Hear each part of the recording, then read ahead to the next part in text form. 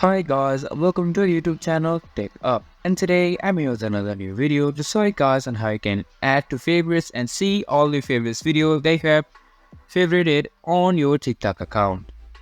To do so, first of all, open up your TikTok account, and as you can see, I have opened up my TikTok account. I'm on the For You page of my TikTok.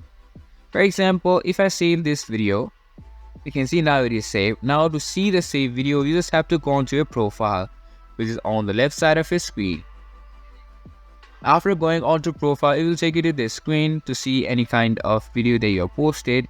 Inside it is an option for favorites. If you go onto favorites, you can see all the video that you have favorited or saved to watch later or because you liked it. Here are all the videos that will appear on your TikTok account that you have saved. And that's how you can favorite your TikTok video and see your favorite TikTok video.